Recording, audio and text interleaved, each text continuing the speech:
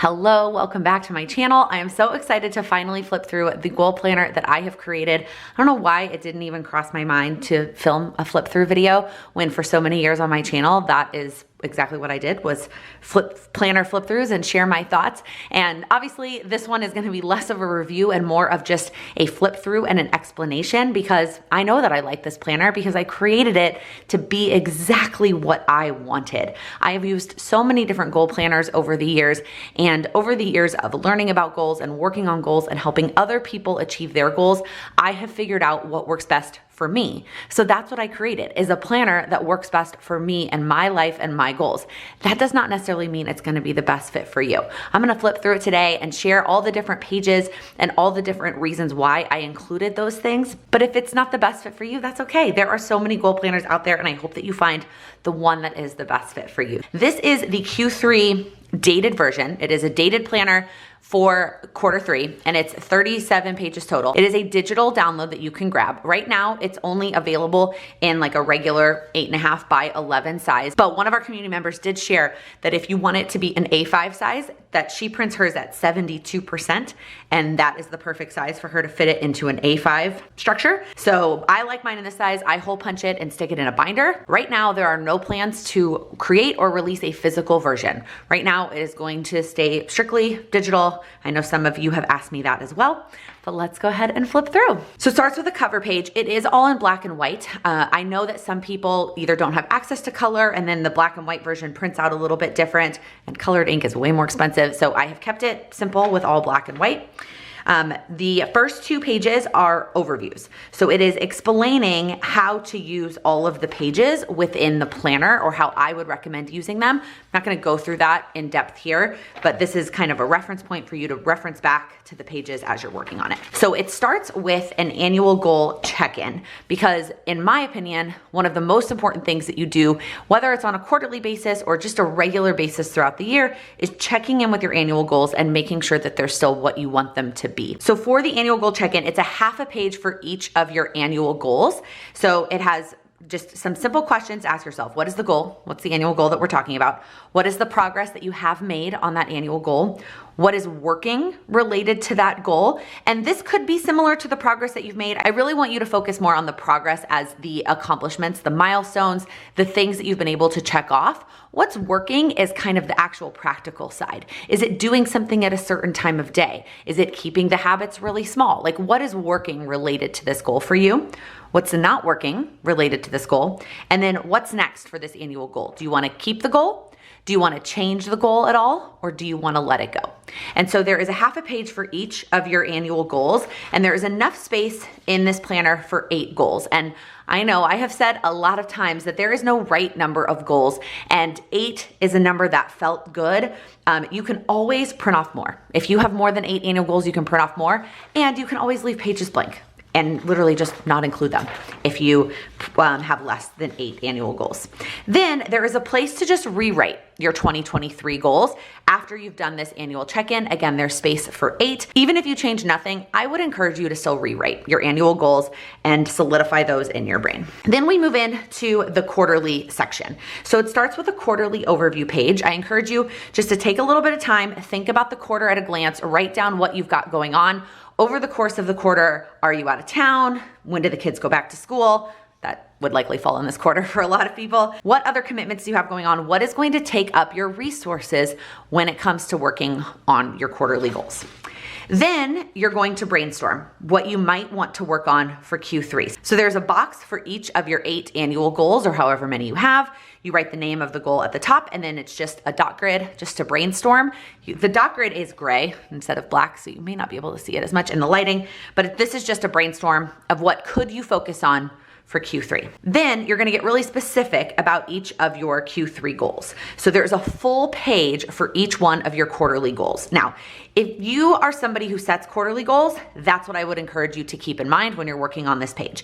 If you are not setting quarterly goals, then you kind of use this page as like an annual goal overview again. So at the top, you write goal idea. And the reason I have it as idea is because sometimes once you answer these questions and break down the goal, you will realize that you want to slightly tweak the goal. And then you answer some of these questions. So what is the outcome that you want it to look like? And again, the instruction pages at the beginning have more color on what actually to put in this box. I didn't want to take up the space for you to write with the descriptions and the questions. So I put it on that overview page. So you can always reference that when you're working on this section. So what is the outcome? What is the impact you want this goal to have?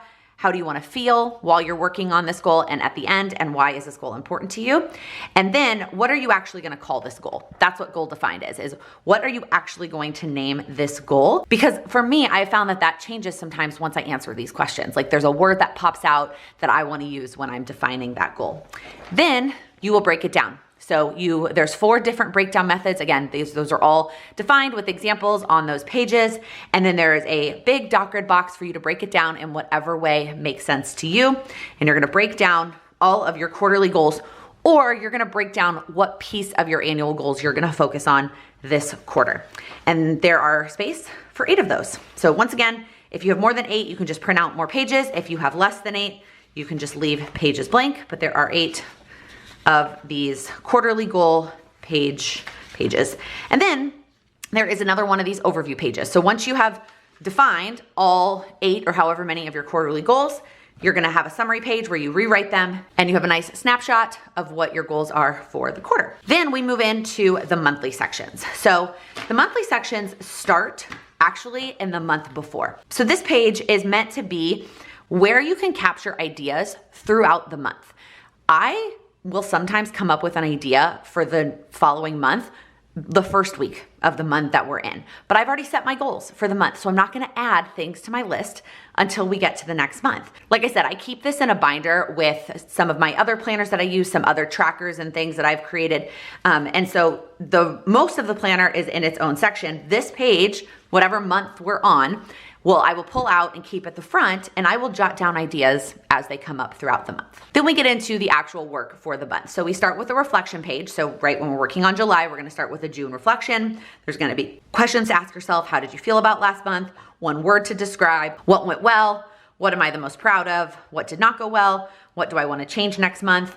Making sure that you're checking in with last month's actions and they're either done, you're moving them, or you're letting go of them. And then what are you thankful for from the last month? Then we move into the overview. But before we jump into the overview, there is a monthly layout.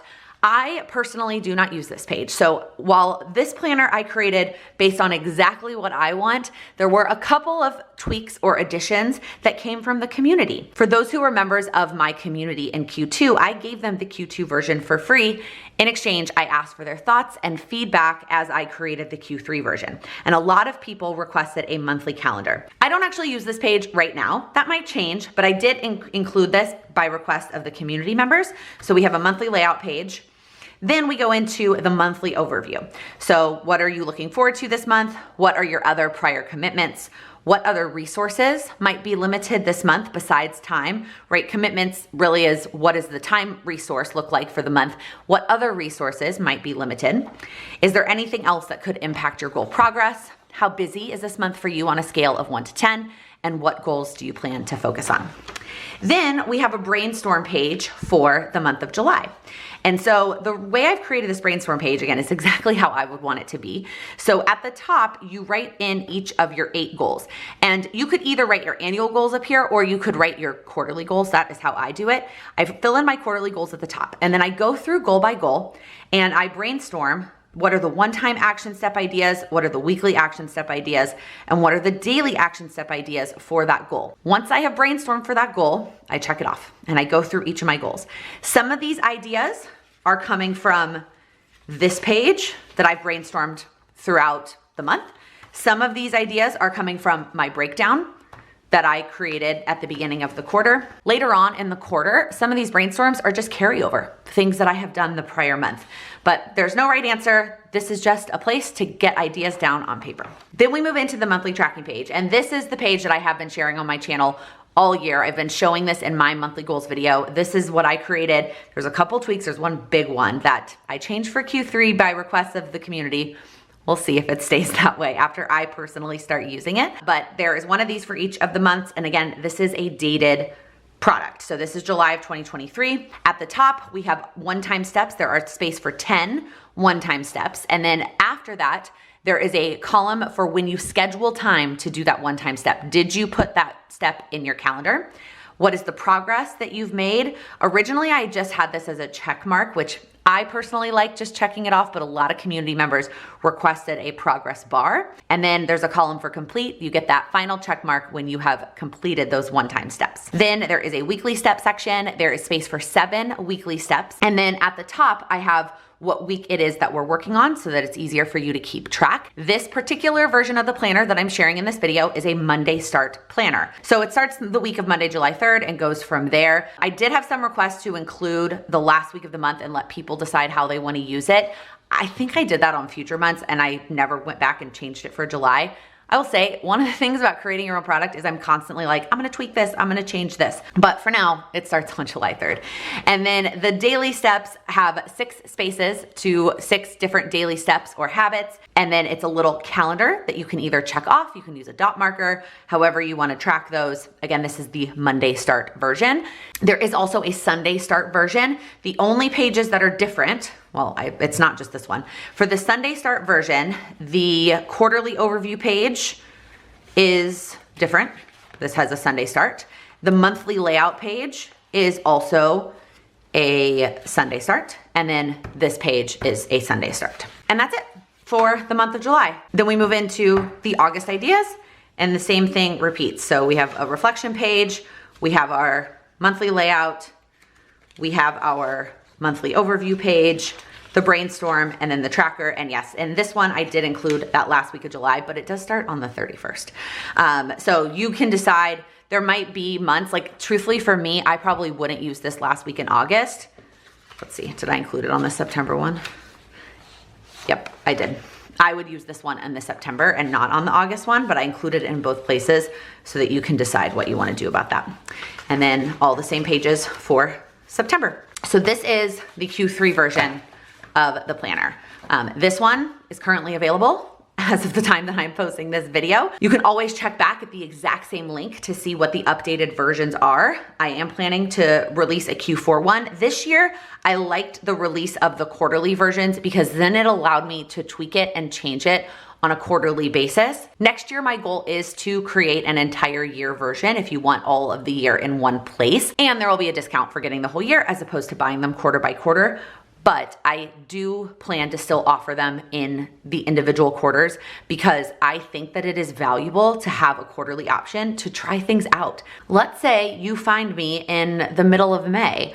I don't want you to feel like you have to get the entire year in order to try it out. I want you to have the option to either get the current quarter or the next quarter, try it out for 3 months and decide if it's a good fit for you if you discover it in the middle of the year. So this year, the plan is just 1 quarter at a time for the rest of the year. I mean, there's only 1 quarter left.